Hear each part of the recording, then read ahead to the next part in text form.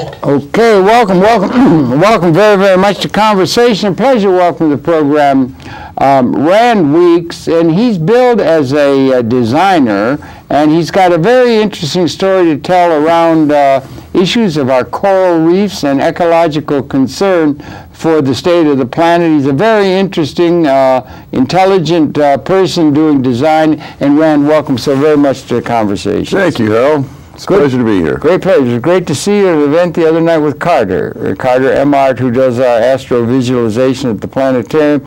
You're in touch with a whole lot of very interesting people, but I wonder if maybe you could, Rand, for us now, could you share your own born and raised, your own background, and a little of your education, and then we want to talk about the interesting work you're doing around that have ecological concern, but share your own background if you would, please. Yeah, sure. I was born in Stony Brook. I actually was born in Huntington on Long Island, 1963. Ooh, I shouldn't date myself, should I? Why not? Well, you can always be sure of the outcome. I went to school there, and I went to high school in Massachusetts at a place called Lawrence Academy. Was that a prep school? That was a private school, a preparatory school, yeah, it was. Yeah, okay. Very good. It still remains a very, very good place to go to high school. That would be like Andover and Exeter and that kind of thing. The prep schools are, I had a program with somebody who had gone to Stuyvesant. In fact, the judge who was going to be talking to ACAP had gone to Stuyvesant, and that's very competitive in order to get in academically. Are the prep schools competitive in terms of academic achievement exhibited by the people who are applying to be in the school? Or are they legacy, and are they tied into the well-established families? Or what's the story with the prep schools and the private school system, in your view, vis-a-vis the public school system we have?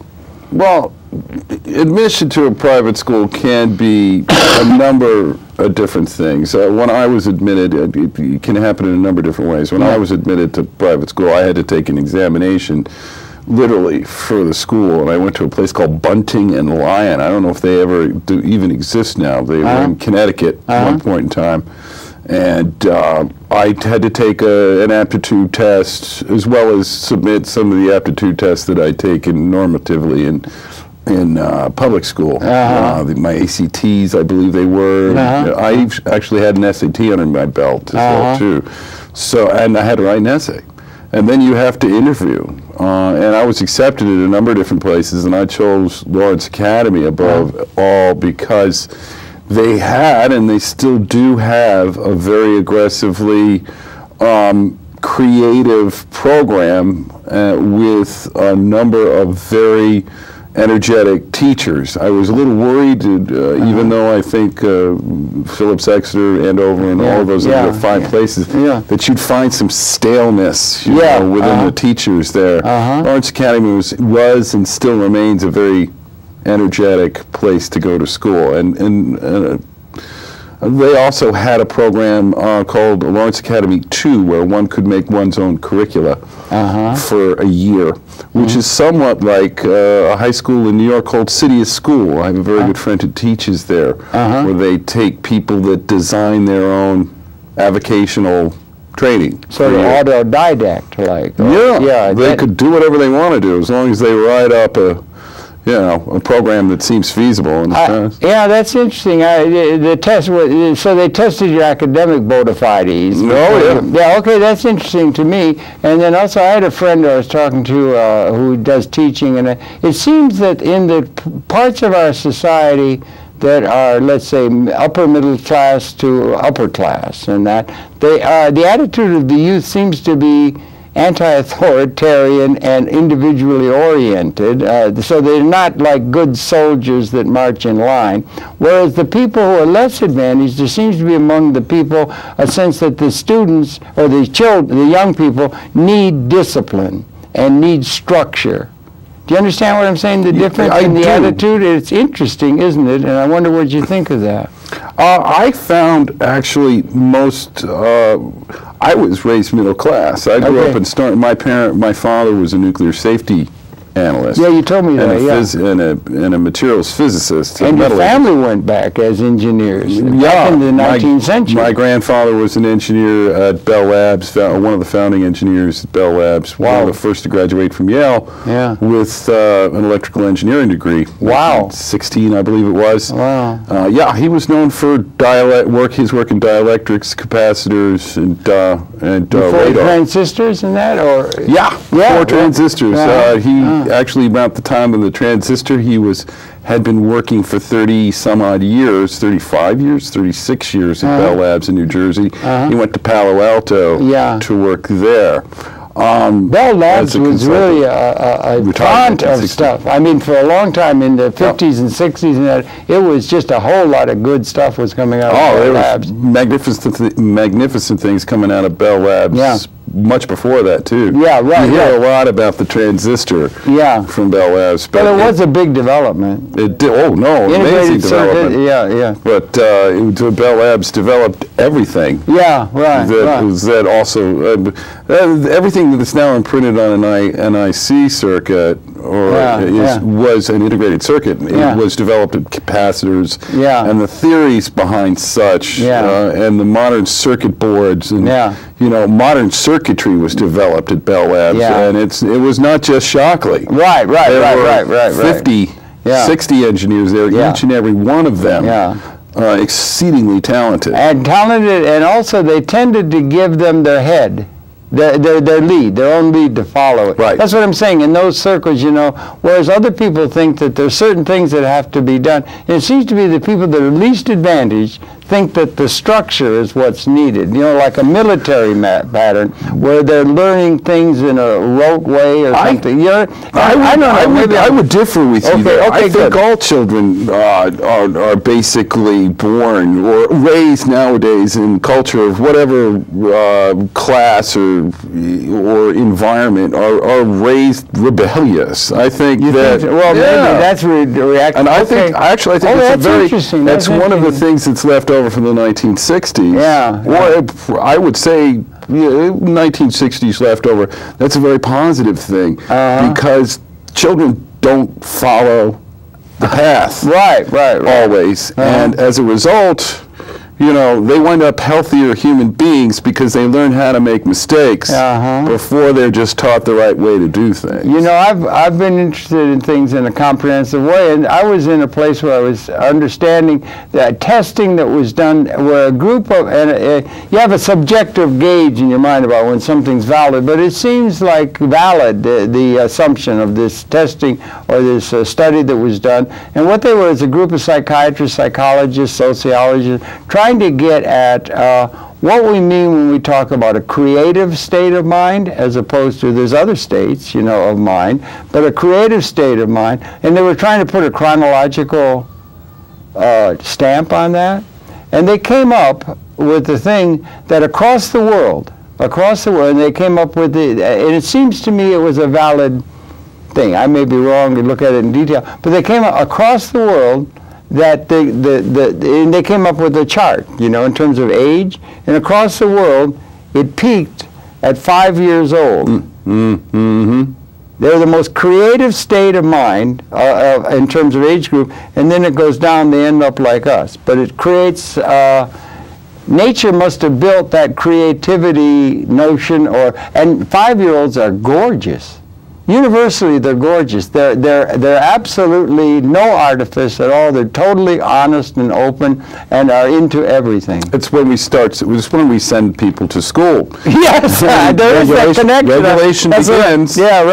Competition begins. And to a certain extent, that's necessary to organize people, to teach them en masse. Unfortunately, what it does is it messes up children's psychology, so they're not writing on the wall, for example, is not a good idea anymore. When I was 3, nobody said a word to me because I was very cute doing it. This happened to me. When I was 4 and 5, no.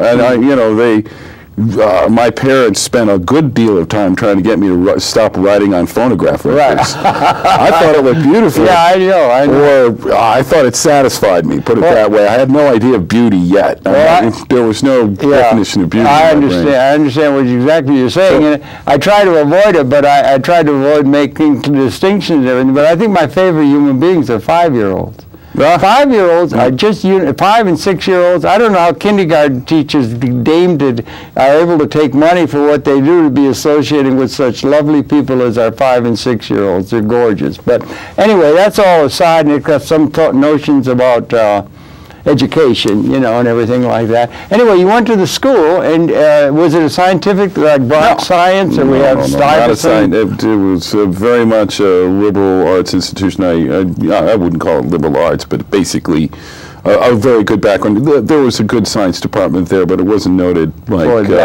Stuyvesant for its A lot of people now. I did not have a science background. I went to college and got a bachelor's in English, and for years worked as an editor.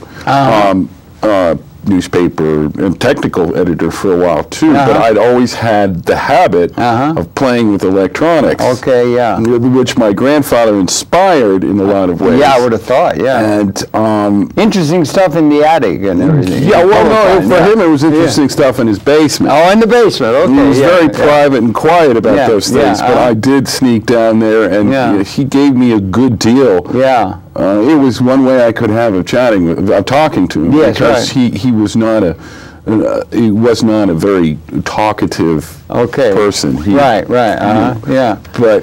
when he was older, so that was excited in me. And around 1990, I was working in New York City, and I met a gentleman who was an electrical engineer at Bell Labs. Yeah. And he and I were musicians, and we got together, and I inspired, and we built an instrument that was a skin conduction audio transmission device. I don't know what that means. Skin transmission. Yeah, that means we were completing the musical circuit with body conductivity. Really? Yeah, it was very.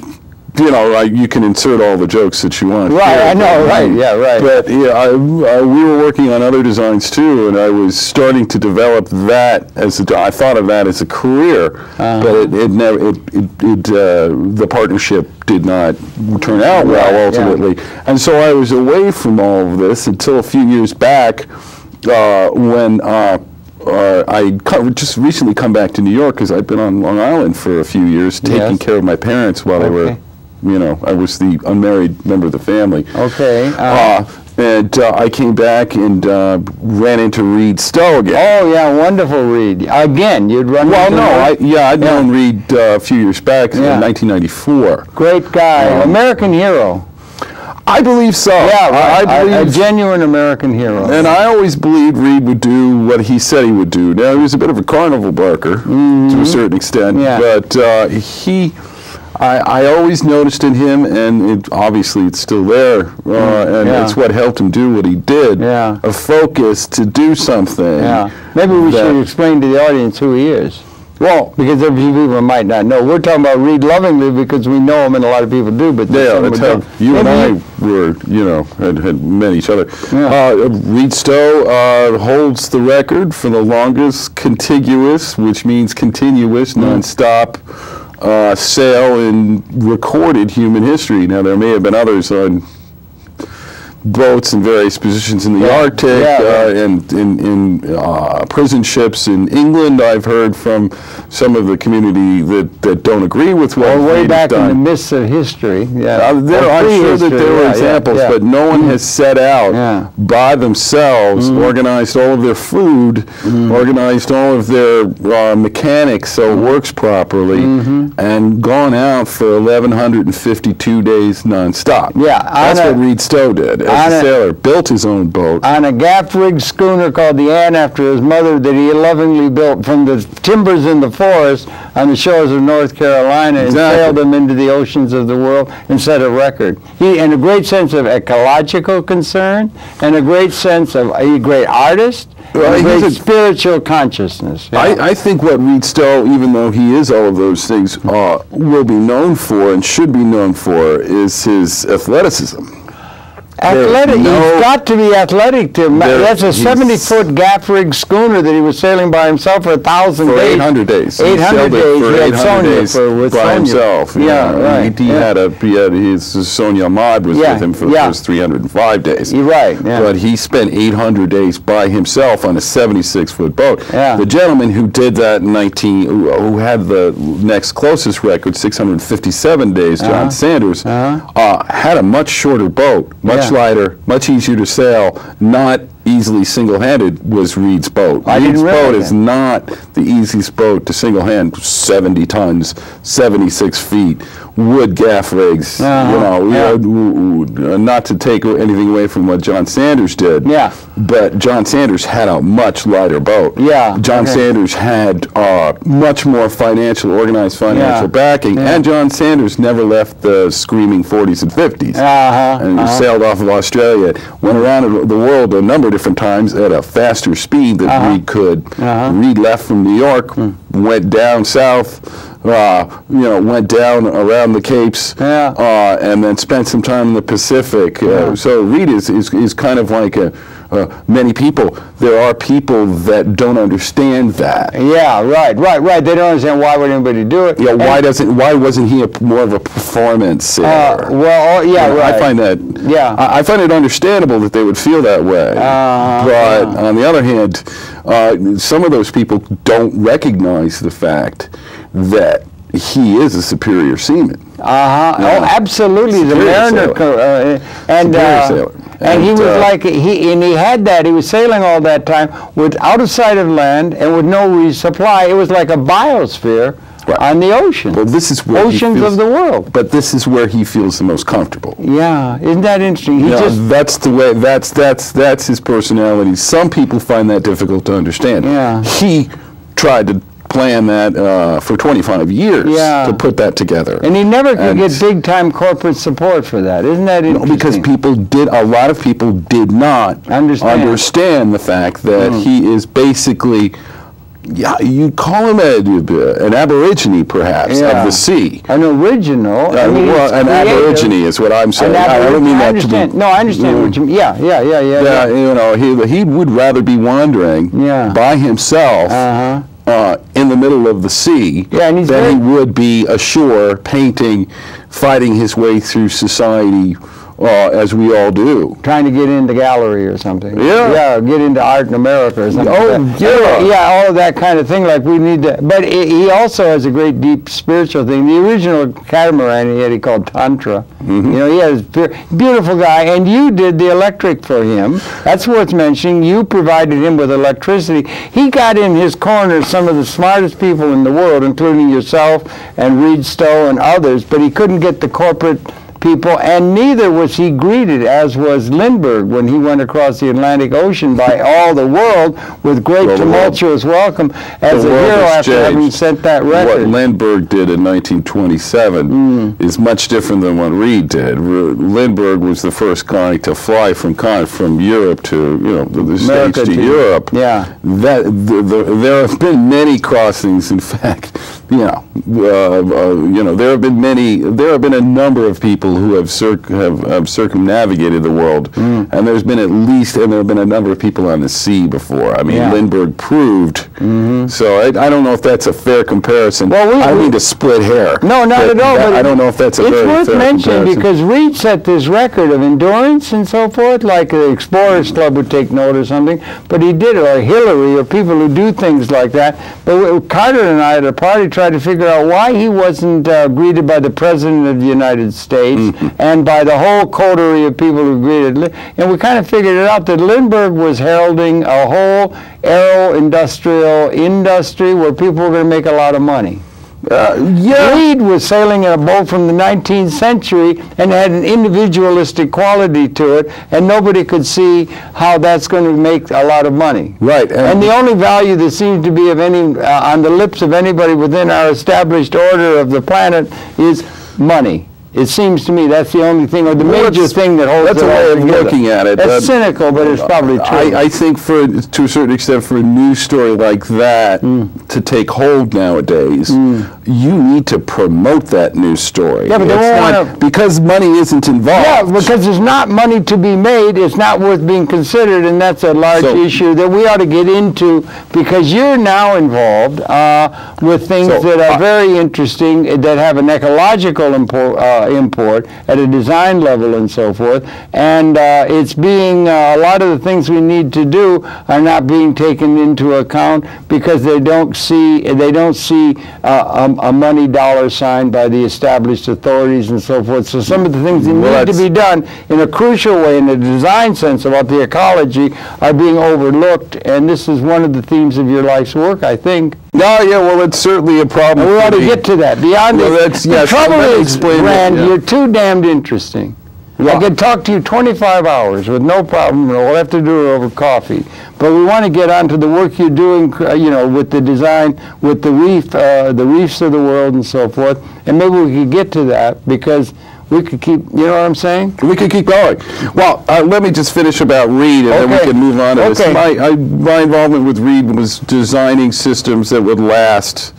I had a good deal of experience with boats and boating and sailing. I was a sailor when I was younger. I had a good idea what it would take to design and build systems that would last. So I gave him a multi-input system with a permanent magnet generator that ran on his prop shaft internally, amongst a number of other. Wait a minute, you did something. You gave him a thing on the boat that ran on his prop. I gave him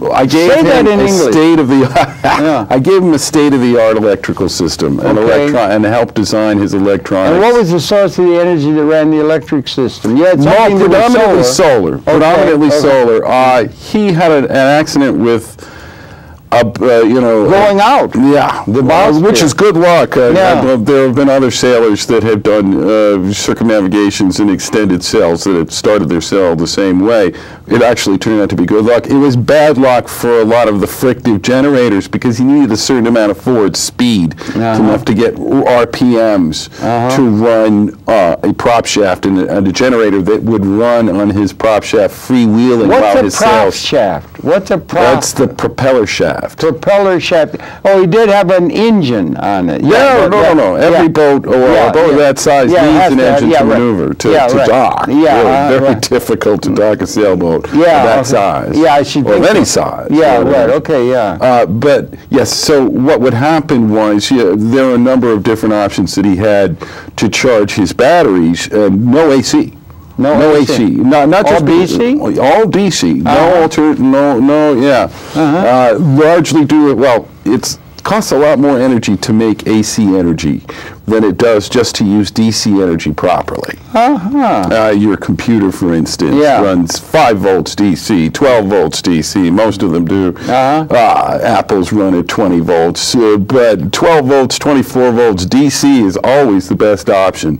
If you're going to be not attached, if you're not going to dock for a long time. And so therefore DC is the best option for living off the grid. So I designed him a system to help him live off the grid for an extended period of time. And I'm actually, I'm boastful. And I'm very boastful of the fact that that system, he came back in June of 2010, was it? I think it was, I remember. I remember the day he came sailing up the Hudson. It was great. No, I think it would have been 10. I think it was 10. No, it wasn't last year. It was the year before. You're right. Okay. And he just recently went on a sail to South America to refit his boat. And I was called in the last fall. I had been aware of what was going on there, but I was proud to see that the connections that I made in 2005 were still in 2010. That's not to say that others had not made. There were connections that were made years before I even got there by some French engineers who helped him wire his boat initially. A lot of that stuff was still working, but the difference was he'd been on a performance sail for 3 years. I don't expect to find mayhem. I mean, there were some problems here and there, but to a large extent, I was proud of that. Because of that, I was brought in to do various other jobs on the waterfront here. and I got involved with oysters. Okay, yeah. I started working. Was working for the harbor school. Right. Doswell? No. Is that another guy, John Doswell? I know John Doswell. He's on the harbor. I don't. Well, he's not a member of the harbor school. The harbor school is an urban assembly school that is the only school that's located on Governor's Island. They have a brand new, really? They have a magnificent aquaculture program amongst a program that is themed. It's the harbor school. Yeah.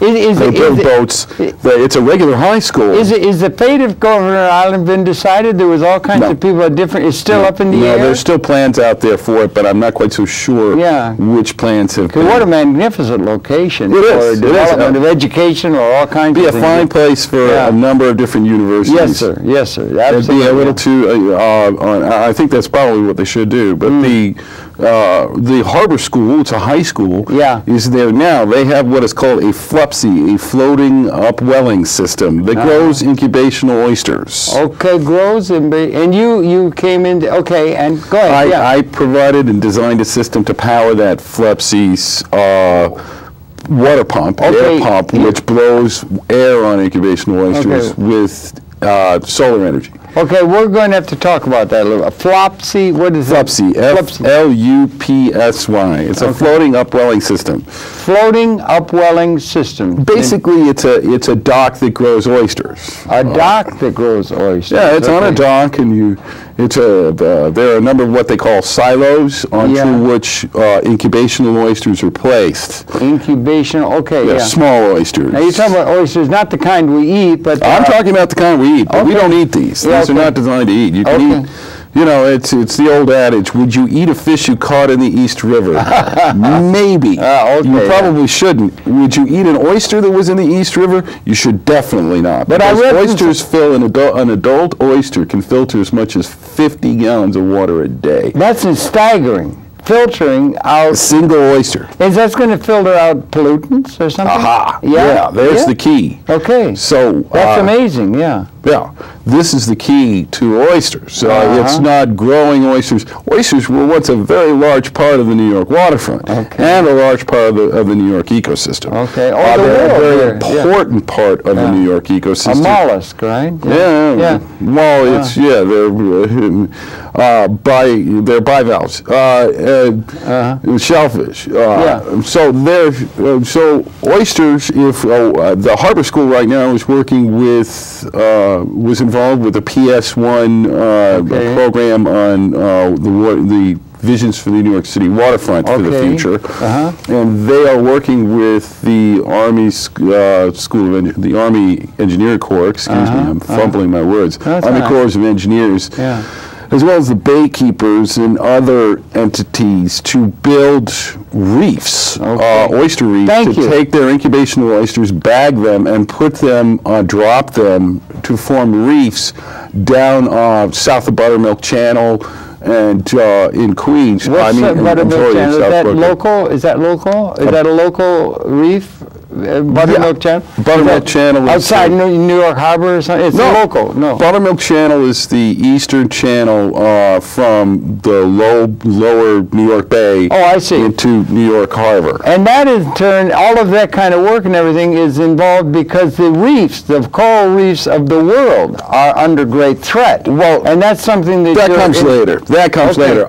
Because of my involvement with that, I started to move amongst the oyster community. Right. And I discovered an artist whose name is Ma Hasseltine, who had built, in cooperation with my friend Thomas Grow, an electric reef on College Point in Queens, which is designed to demonstrate the use of a process called biorock. Biorock, I was reading in the literature. It's really interesting. Go ahead, to help promote calcium carbonate growth in reefs. So when you drop a bunch of oysters on the bottom, they grow together. Their shells, over a number of years, when they die, their shells are left over as a linked matrix, upon which other shells and other larvic oysters, larvic oysters grow.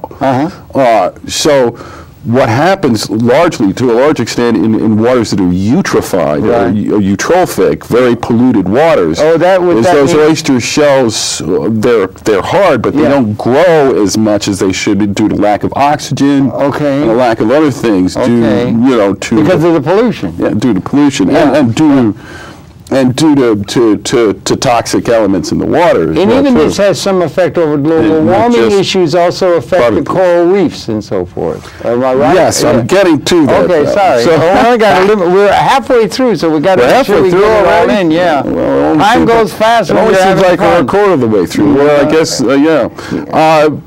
my point is that led me into working with Dr. Garreau. I flew to the Marshall Islands in the fall of 2009. That's where we blew up the hydrogen bomb. Now, we were a little far away from that. My father had actually been there, too. At the bomb? Yeah, Dr. Garreau and I had something in common, that our fathers had done research on the effects of the bomb. His father had done it underwater. They left people on one of the islands downwind in order to be able to study the effects. The things that American science did with the nuclear bomb and nuclear energy are hideous. Particularly the thermonuclear, I mean the hydrogen, the H-bomb, Mr. Teller, Anyway, go ahead, Science gone, run amok. What is happening with the world's coral reefs? I flew to the Marshall Islands to install a Gorlov turbine with a company called Natural Currents. What's Gorlov? A Gorlov turbine is a Russian designed, a gentleman named Mikhail Gorlov or Alexander Gorlov, I have to double check, which is basically a three-pronged vertical turbine that runs on vertically, horizontally on a vertice. It's a targa with three splines that run down on either side of the blade. Well, a target is a three. It's got two targets that support three splines. Birds fly right through it, and you can put them underwater too. Fish swim through them. And they're a what now? It's a turbine, a wind turbine. Oh, a wind turbine. I'm sorry. Okay, I was. I started to work in Queens, and I was brought into this project. So after that, I got a lot more involved with what electrical fields and growing calcium carbonate in the water. Okay, and you're becoming involved with the alternate energy possibilities of wind, solar, and other kinds of energy sources that might be of applicability to the human condition? Well, yeah. That's a very important issue, is it not? Well, yes, and complicated. Yes, it is, and to a certain extent, I'm happier with the niche that I'm in rather than being a regular installer all the time. I will accept installation business. In that, I feel like this is a very proactive way of applying alternative energy. There's definitely as little money in this there's less money in this than there is in conventional alternative energy applications, solar array. Is it the financing of the energy sources that is the problem, or the because the cost of fossil fuels are so low? I think the problem mostly comes from you can look at it as a corporate problem, big oil. You can look at it as a government problem. You can look at it as an energy problem. Energy companies don't want to decentralize power. Those are to a large percentage of what's going on. The engineering, grid engineering, is not appropriate for it yet. The what? Grid engineering. Like for the grid, energy comes from power plants. That produce large, thousands of megawatts. And 5,000 megawatts. Common nuclear plant can do 9,000 to 10,000 megawatts. The Indian Point plant, I believe, is somewhere. Somebody will correct me. 5,000, 6,000, 7,000 megawatts. And it's set at high voltages and runs along lines to lower voltages to be transformed into lower voltages for house energy. Grids are not designed yet for individuals to produce their own power and project it back onto the grid. People can use their own power and decentralize themselves from the grid, remove themselves from the grid. Okay. But, okay. you know, yeah. Okay. That's a huge issue confronting us, isn't it? Well, I think solar energy, if properly applied around New York City, where people were at work using it, especially in the summer, people were at work using their air conditioning, and while their home was producing energy to throw onto the grid that New York City might be able to share, would be a very, very, in terms of air pollution alone, it would lower emissions from electrical plants that would produce more, pollutants. Why aren't we collectively taking advantage of those sources of power that have been there since the beginning of man? I think the number one reason is human habit alone. Humans will not do anything unless there's a crisis. Unless there's a crisis. We will not even admit the scientific evidence of greenhouse gases until the tides rise. When the tides do, there will be no problem. Everyone will understand. Everyone will decentralize. People will stop driving their cars and buy bigger cars. But until it happens physically, humans probably will not make any motion, which is sad. It's sad that as a society that we need to be smacked on the head. I hate to use before we start thinking. That's the saddest thing. Is that a principle operative in evolution? Is it an evolutionary thing? Is it unique to humanity? Is it part of the evolutionary process by which the new appears? It's probably. There's been great extinctions in evolution? It's probably. You know what I'm saying? No, it's probably a Darwin-like thing that human beings do not develop. Creatures do not develop. Maybe I'm giving, maybe my hopes for humankind are a little exaggerated. That we would be any different than any other living creature that needs drastic changes in order to change its operative thinking. Well, Reed and everybody thinking, it seems to me, is informed largely, in a large measure, by Buckminster Fuller. I mean, it seems to me everybody is. And he used to have a thing, anticipatory design science, that you can create. And he used to, for most of his life, he didn't do anything political. He didn't address political. He did at the end to address political questions, and that was when he began to realize that the economic system itself and economic theory is a design problem, dealing with and trying to get to an operating manual for Spaceship Earth and a comprehensive context of technology, that kind of thing. But anticipatory design science, rather than being political, create artifacts that allow the good design to be utilized. So the geodesic dome. That display. That display. And speak for themselves. Lessons in design. Yeah. So that's an attitude of a design scientist or a design artist, for that matter, and so forth. But he did become political. But you could. So if you have something that is going to be advantageous, then you can present it. And you would think that there would be some part of the human psyche or something that would pick up on the new that is beneficial. Well, and is it economics? Is it tied into economic interests that are? I'm sure that's part of it. That reluctance to do with the new. And we're talking about 5-year-olds. They are that's called creative. And the thing is, progress always costs money, Howard. Okay. It does. It does. You can't argue that it costs too much money to do. If there was a reason that you had to do it, practical reason that was incontrovertible, something you could not argue about.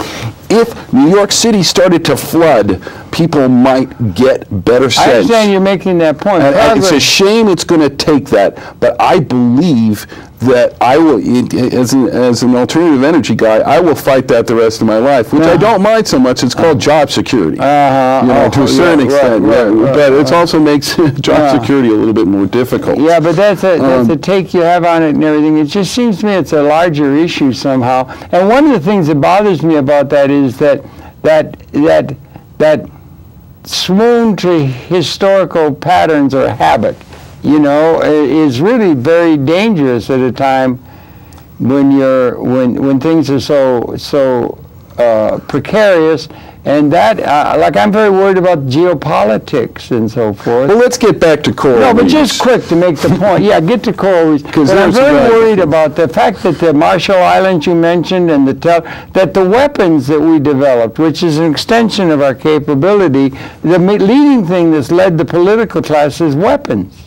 And they've gotten the weapons to where they've become species lethal. Right. So when we're talking about ecosystem lethal in some cases. Well, ecosystem some, but I don't think we can wipe out life with our weapons. I don't think that's possible, but we can wipe out. We don't need to wipe out life with our weapons. We're wiping out coral life and sea life now just by driving to the car, driving to the store instead of riding a bike. Well, these are issues of responsibility that humans that are actually a little bit more insipid than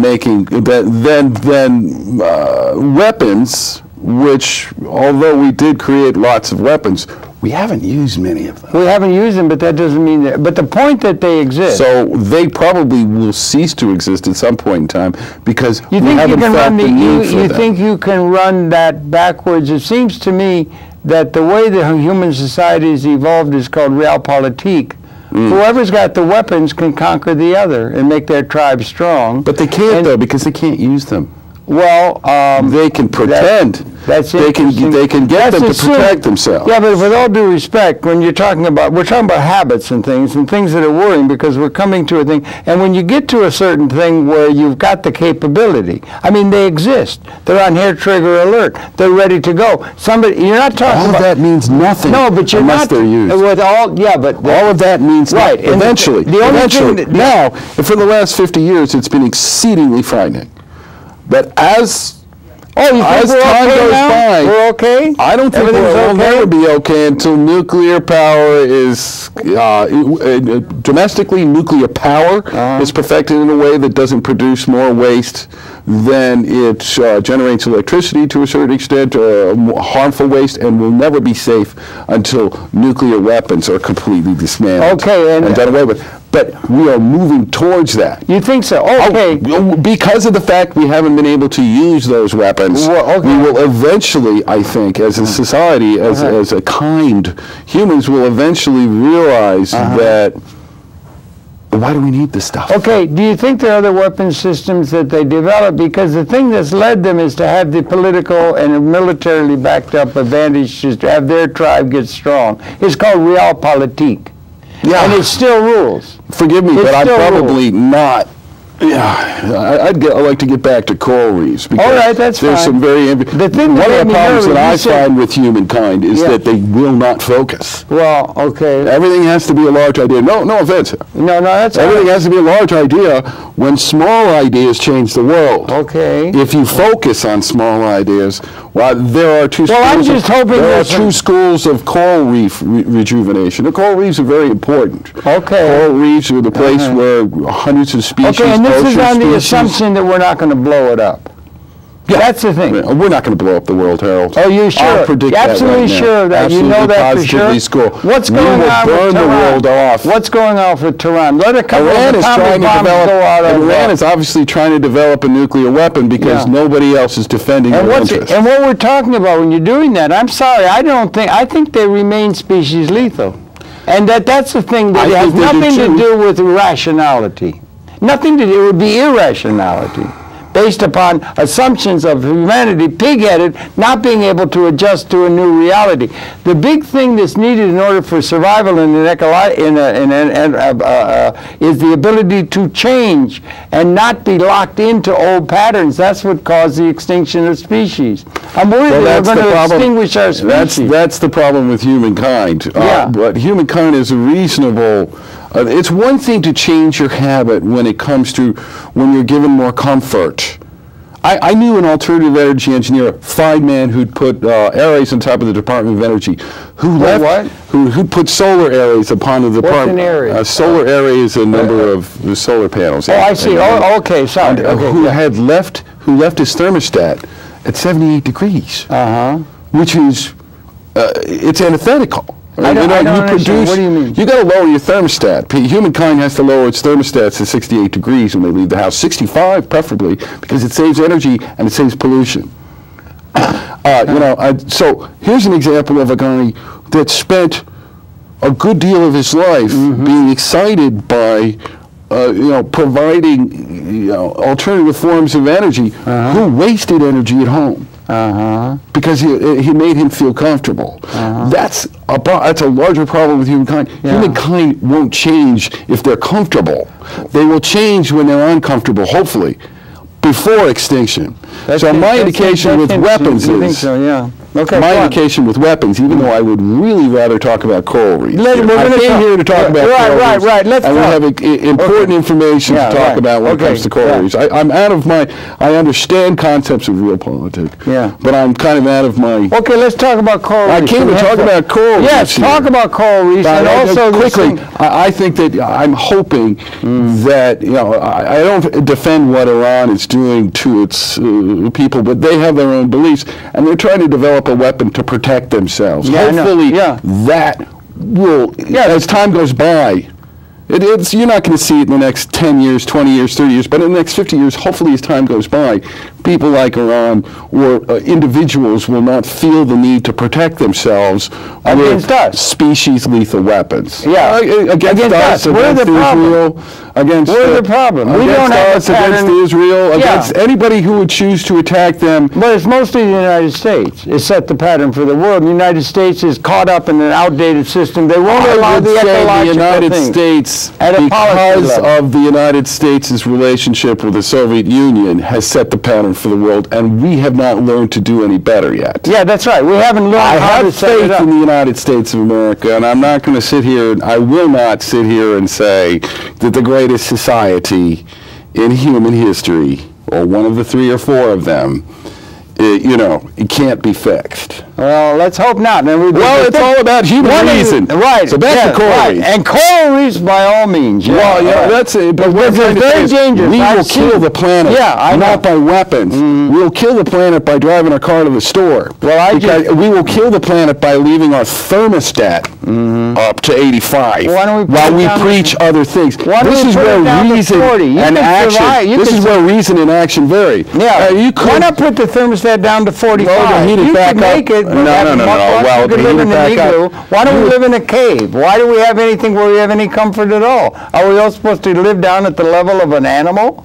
No. In order to get the efficiency? I'm not talking about living at a level of an animal, Harold. I'm talking about, dropping your thermostat 5 degrees. Oh, okay. Put a sweater on, dude. Talk about I'm not talking about getting... Let's talk about coral. So what's happening with the world's coral reef? I've seen it's really dangerous. Even the barrier reef and everything is being polluted. There's arguments about how much we're losing a year. Some people say we're losing 10%. That's huge. Per year. Huge, and it's very important. Dr. Garreau's father, Thomas Sr., was one of the first... he was the first scuba diver to a certain extent. He taught Jacques Cousteau, worked with some of Jacques Cousteau's scientists to perfect the scuba system. And he was like his son now is a coral reef expert. The Global Coral Reef Association. That's a plug. There's no money in this process. I'm not looking to get paid. Those people need your money.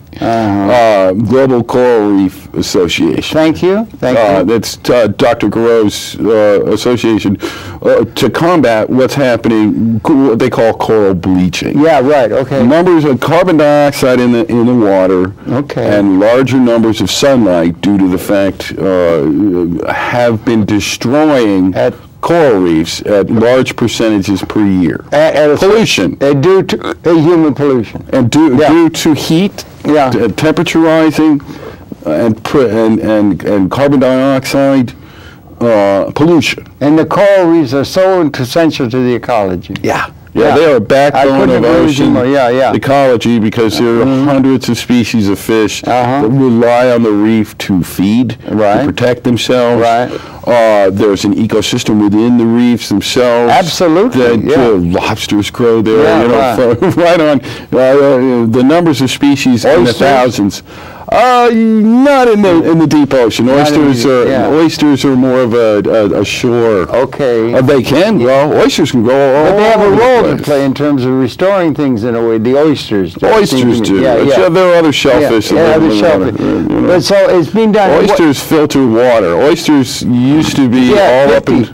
50 gallons? 50 gallons for an adult oyster per day. Wow, that's really a good, yeah, okay, go on, yeah, And, you know, when it comes to shorelines in New York City, for instance, that would make a great difference in New York Harbor if we could restore oysters. Unfortunately, we farmed oysters. We love to eat them. Yes, So by the early 20th century, oysters had almost vanished. Really? Okay. We started to replace them with Japanese and Oriental oysters who brought diseases and wiped out the rest. Oh dear, oh dear. So basically what we're trying to do now is restore that species to New York Harbor, and it's difficult because, you know, those diseases are still out there. There's a high bacteria content in water.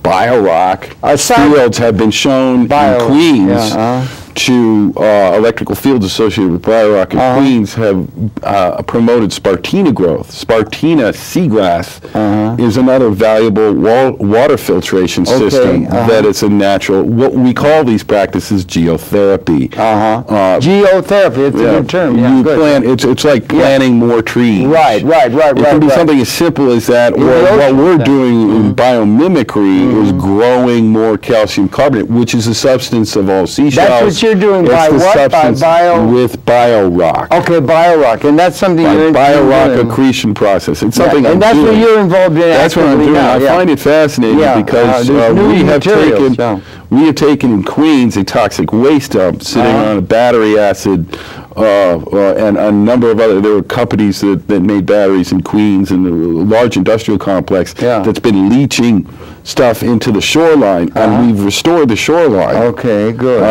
With, you know, another company, a local company there, called the Coastal Preservation Network. Okay. We have Dr. James Servino, Dr. Garreau, and we have been working over there to display what Biorock can do to help oysters, but there's evidence that because it is promoting Spartina growth, because it promotes oyster growth, that it literally is helping clean the water and restore places that are so badly eutrophied that you couldn't have put that stuff there before. I'll be damned. Okay, so if you've got you've got an industrial leaching spot and you need to clean it up, you need to plant Spartina, you need to get shellfish to grow there if you can. Now, there's been some issues with departments of environmental protection that worry about poachers. And that's going to be a big issue. Poaching the shellfish as food? People run to, you know, oh, look, there's shellfish. Heck, you know, if there are clams,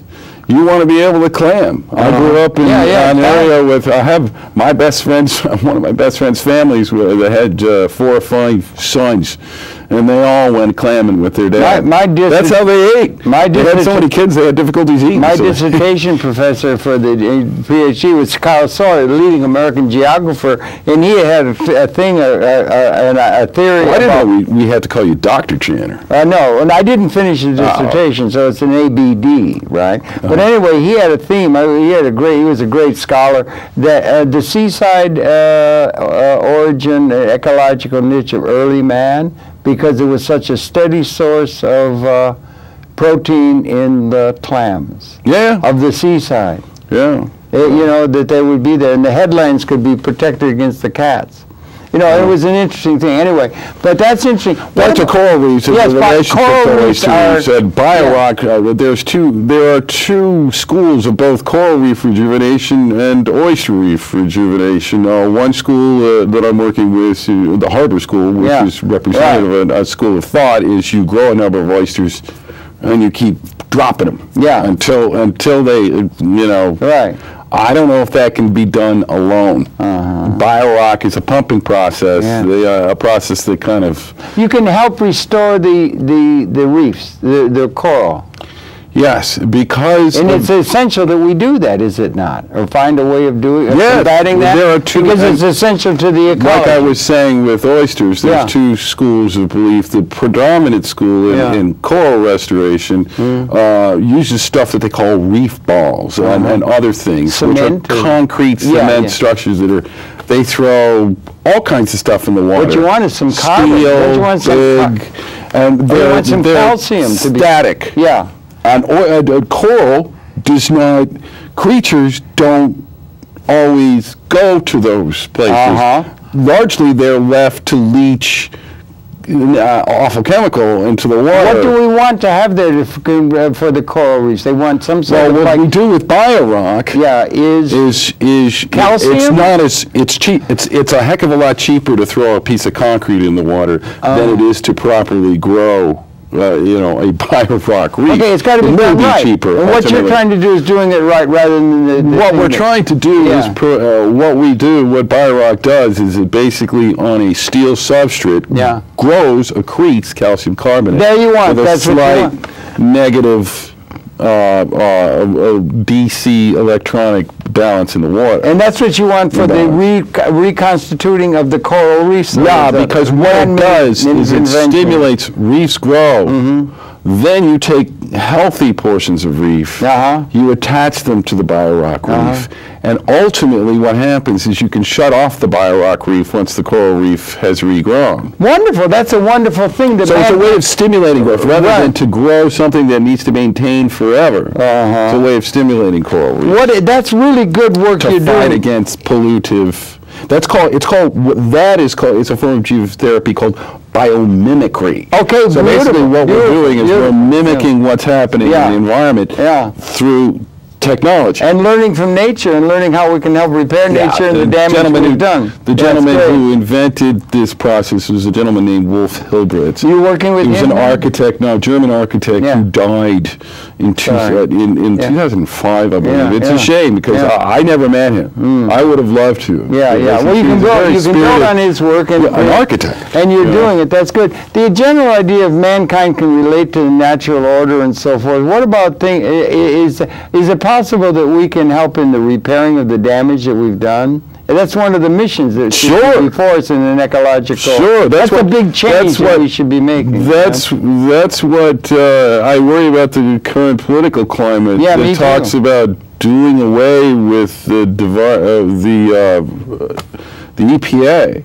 Yeah, right. The only way we can repair the mistakes that we've done, the pollutive mistakes that we've made with industry in this country, is to keep the EPA running, make it strong. The regulations are good. Yeah, right. Regulations and then regulations when they come to when it comes to organizing technology and industry, so it does not destroy the world's environment. Also, understanding of structural realities that is good, and part of an operating manual for Spaceship Earth, and a sense of design that we have to incorporate within what we're going to do. We need regulations because human beings, without regulations, we buy bigger and bigger, and we eat more. Well, regulations based upon good design. Regulations on good design, not regulations to enforce a bad design or to enhance or reify a bad design, which is a lot of what's running the world now. The environmental protection. We need to protect our environment against irresponsible humankind. Technologies, industries, and the human habits of comfort, which have created large amounts of pollution that threaten to ruin. I believe pollution will destroy the world before a bomb will. Okay, well, that's an interesting. I think pollution would lead to damage. Thank you. I'm sorry. One of the problems we have. We'll come back. We've got to do more of this. We should come back and have more discussions. Why don't you become a producer here? You could become a producer of multimedia and help educate the world. I have more fun talking to producers. Okay, well, all right. That's very good. Your pleasure. Rand Weeks, a genuine good guy, as you can see. We're doing really good work. I'm afraid I'm very worried about the political. I think you need to have a sense of design, and good design, and an operating manual, and it applies to virtually everything. Big change coming, and you're part of that, and I congratulate you. I'm happy to be part of it, and thanks for having me here, Rand. My pleasure. Your pleasure to have his perception. We'll be coming back again tomorrow. Please tune in, and we'll be doing more programming with this young man in the time ahead, because he's obviously very, very infused with a sense of purpose that should be good for all of us to pick up on. I congratulate you for that example. Best to read when you get through to him on that electric thing that's still working on his boat that you designed right. And thanks for good design and the human being's ability to have good design in the operation of the Luck is the best to do design. This is a spaceship Earth, and we've got to have good design principles operating it. Okay, thanks a lot for viewing. Thanks a lot, Rand, for coming in. Great pleasure. We'll be coming back tomorrow. Thank you very much. So we ran over a little bit. It'll be up on YouTube. So that's it for now. We could go on. I'm very worried they're going to blow it up. No, they're going to smoke it up. They're going to smoke it up, dude. Yeah, they're going to smoke it up. Cars, cigarettes, I don't like the idea that power. I don't like this idea. I think that they already have, Harold. Industry has destroyed much more ecology. Yeah, but they've also built the world that we have the possibility. And the thing with weapons is when they destroy the world, you can rebuild it. Eventually, you can't destroy the world if you destroy the whole fucking species. Yeah, well, the end of it. People are going to do that with pollution.